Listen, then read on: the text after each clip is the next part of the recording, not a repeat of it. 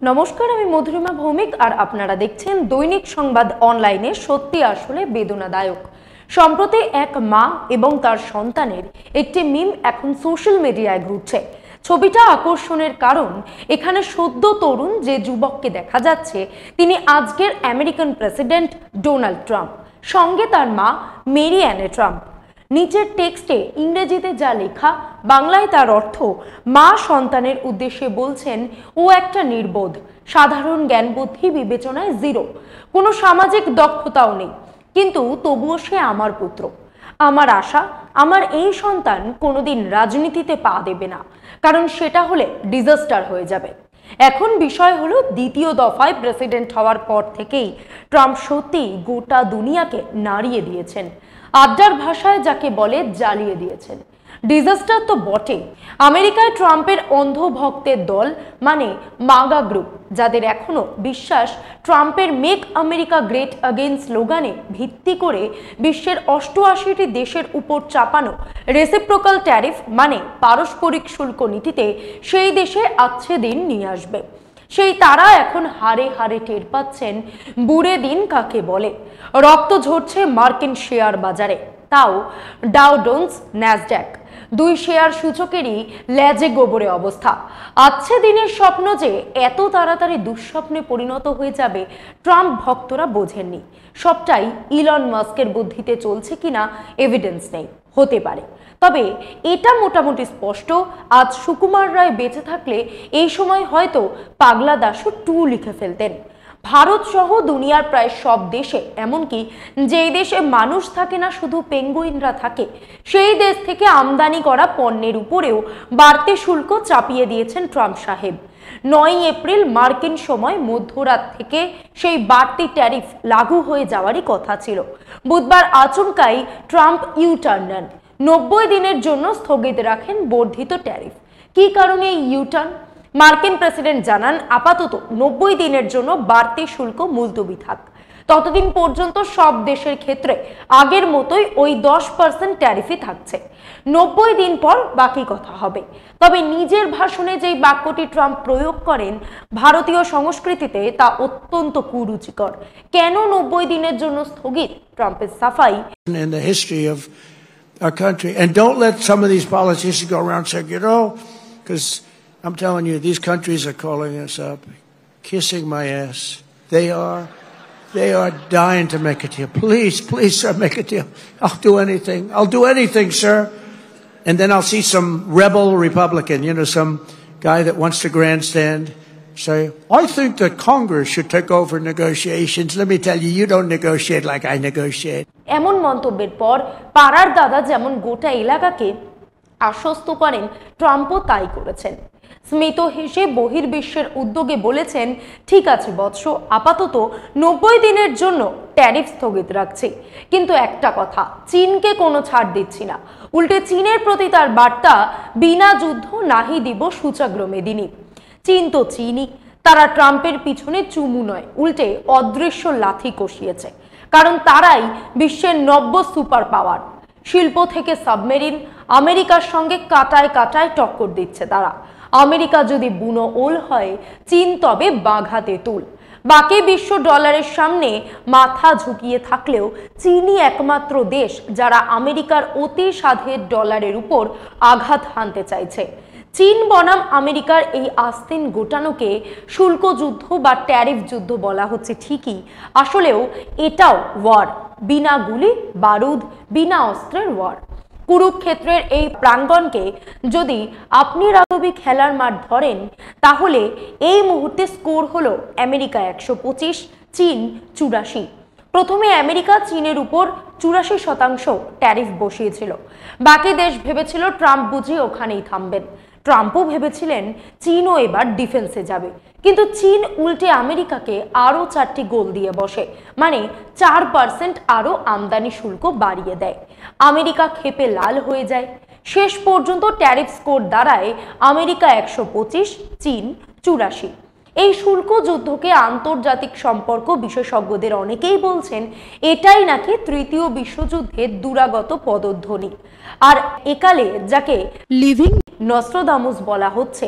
ব্রাজিলের সেই স্বঘোষিত ভবিষ্যৎ কথক এড সালোমে সাম্প্রতিক ঘটনাক্রম বিশ্লেষণ করে ইতিমধ্যে জানিয়ে দিয়েছেন 2025 সালেই তৃতীয় বিশ্বযুদ্ধ লাগবে। করোনা মহামারী থেকে রুশ ইউক্রেন যুদ্ধ, এমনকি ব্রিটেনের রানী এলিজাবেথের মৃত্যু নিয়ে অ্যাথোসের ভবিষ্যৎবাণী কিন্তু হুবহু মিলে গেছিল। আসলে আমেরিকার দাদাগিরিকে চীন পাল্টা রুখে দাঁড়ানোর পর থেকেই গোটা বিশ্বে গুলি বারুদ মিসাইল সবকিছু ছাড়া যুদ্ধটা শুরু হয়ে গিয়েছে। এতদিন চীনের প্রেসিডেন্ট শি জিনপিং চুপ ছিলেন। এমনিতেই তিনি ক্যামেরার সামনে খুবই কম আসেন, কথাও নাকি কম বলেন। ডোনাল্ড ট্রাম্পের একেবারে উল্টো স্বভাব। ট্রাম্প মানেই যেন হাত তুলে হুঙ্কার, কথার ফুলঝুরি আর স্বপ্ন ফেরি। সেখানে চীনা প্রেসিডেন্টের ছবি মানেই স্থিতধী শুধু স্মিত হাসেন। চড়া গলায় শিয়ের কোনো ভিডিও কেউ শুনেছেন বলে মনে হয় না। সেই জিনপিংও আমেরিকার শুরু করা এই বাণিজ্য যুদ্ধে এই প্রথম মুখ খুলেছেন, বলেছেন শুল্ক যুদ্ধে কেউ জেতে না, বিশ্বের বিরুদ্ধে গেলে তা নিজেকেই এক ঘরে করে রাখার শামিল। একদিকে আমেরিকার সঙ্গে রাগবির মাঠে টান টান উত্তেজনায় খেলছেন, আবার অন্যদিকে বার্তা দিচ্ছেন এই যুদ্ধের দরকার নেই। বলছেন এই যুদ্ধ করলে নিজেকেই আসলে এক ঘরে করে রাখার শামিল। এটা হলো লড়ছি কিন্তু দিচ্ছি শান্তির বার্তা, এও এক কূটনীতি।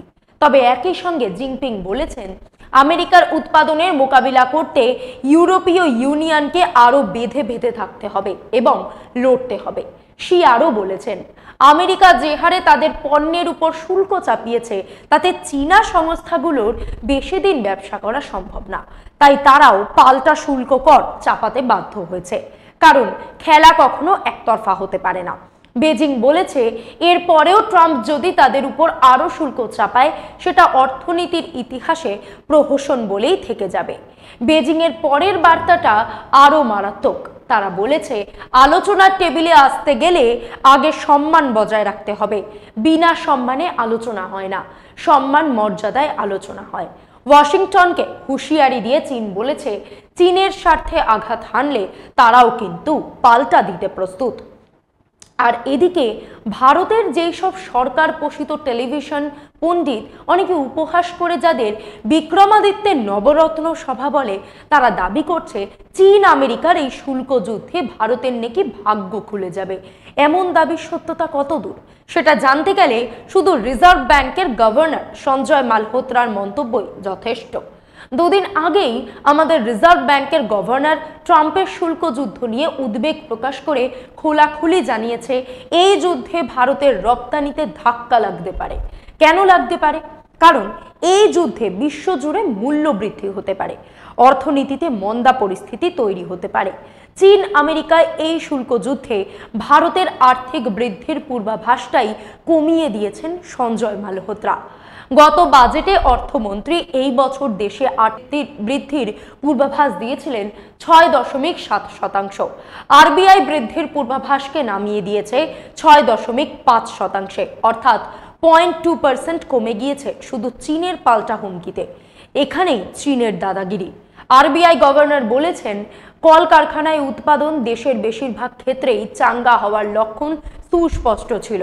লগ্নি বৃদ্ধির পাশাপাশি ব্যাংক আর কর্পোরেটদেরও খাতাও মজবুত হচ্ছিল।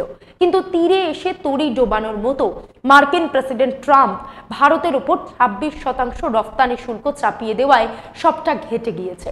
আরবিআই গভর্নর নিজেই বলেছেন আন্তর্জাতিক দুনিয়ায় সাম্প্রতিক অস্থিরতার আবহে পরিস্থিতি এখন অনিশ্চয়তার তুঙ্গে।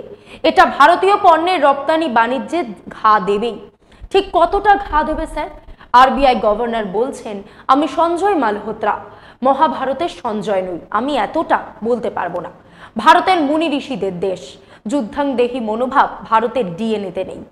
আমেরিকা ভারতের থেকে 26% শুল্ক 90 দিনের জন্য প্রত্যাহার করে নিতেই আমাদের বিদেশমন্ত্রী এস জয়শঙ্কর বলেছেন আমরা জরুরি ভিত্তিতে আমেরিকা, ব্রিটেন এবং ইউরোপীয় ইউনিয়নের সঙ্গে চুক্তি করতে চাইছি। মোদ্দা কথায় দর কষাকষি নিয়ে ধীর গতিতে চলতে চাইছে ভারত। আবার আমাদের বাণিজ্য মন্ত্রী পীযূষ গোয়াল তিনি বলছেন ভারত দেশের স্বার্থ, মানুষের স্বার্থ মাথায় নিয়ে দ্রুত গতিতেই এগোচ্ছে। আসল কথাটা তারা কেউ বলেননি, সেটা হলো আমেরিকা চীনের লড়াইয়ে মাঝখানে ভারত স্যান্ডউইচ হয়ে যাবে।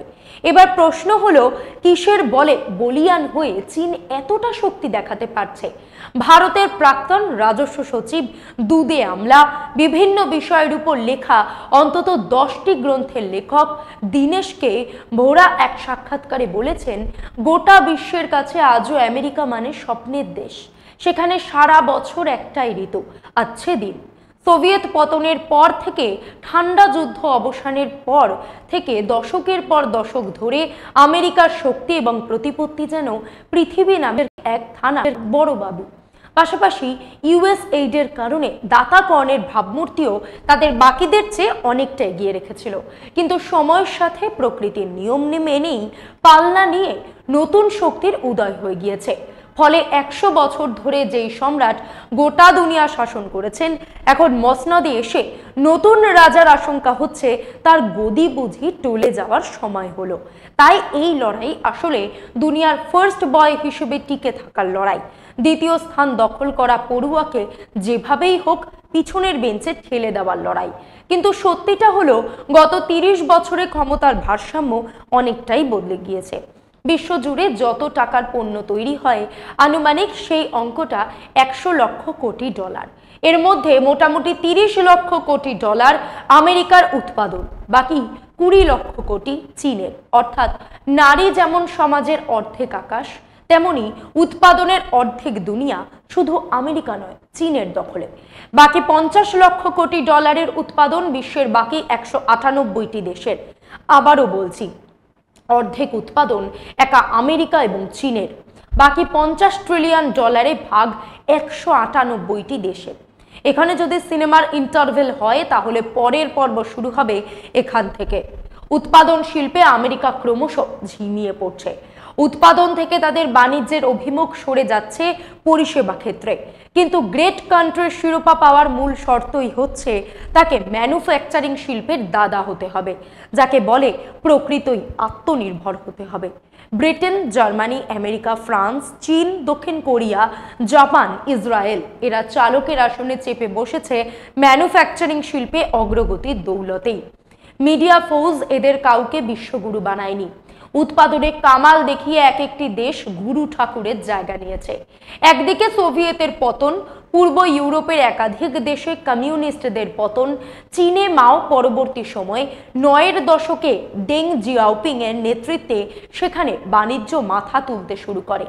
মানব শক্তিকে অবজ্ঞা না করে প্রথম থেকেই সম্পদ হিসেবে বিবেচনা করেছে চীন। ওরা সন্তান উৎপাদনের কারখানা বলে কোনো সম্প্রদায়কে অবজ্ঞা করেনি, আজও করে না।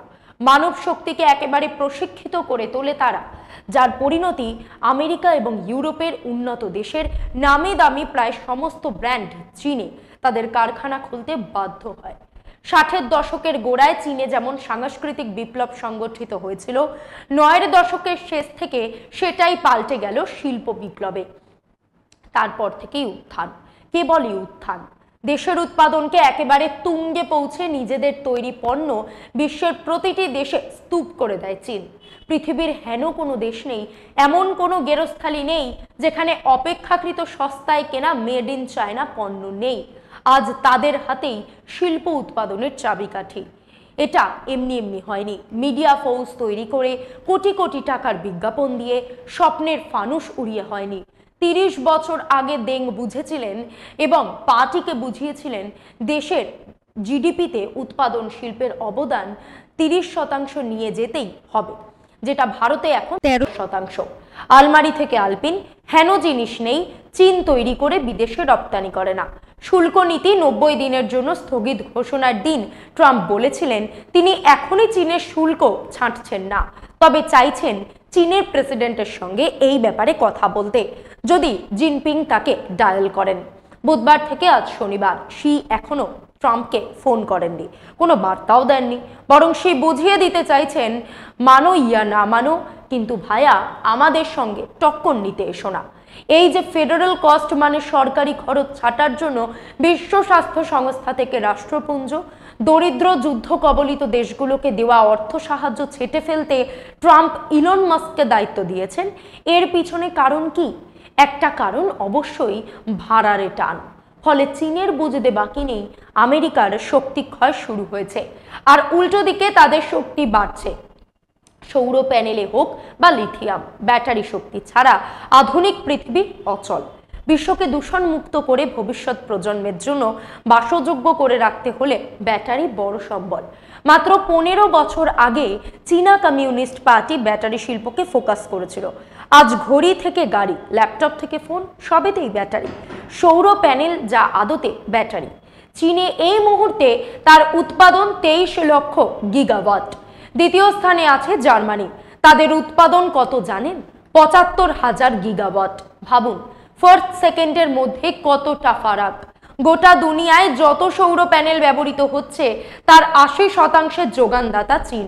সৌর শক্তিতে ভারতের উৎপাদন 70 থেকে 72 গিগাওয়াট। চীন জানে ট্রাম্পের বন্ধুবর ইলন মাস্কের টেসলা কোম্পানিতে বৈদ্যুতিক গাড়ি করতে হলে তাদের বিনা গতি নেই। অতএব ফার্স্ট সেকেন্ডের ওয়াট চলুক, দেখা যাক কোথাকার জল কোথায় গড়ায়। আজ এই পর্যন্তই। এমন আরো বিষয় জানতে অবশ্যই সাবস্ক্রাইব করুন, লাইক, কমেন্ট আর শেয়ার করুন। দেখতে থাকুন দৈনিক সংবাদ, শুধু নামই যথেষ্ট।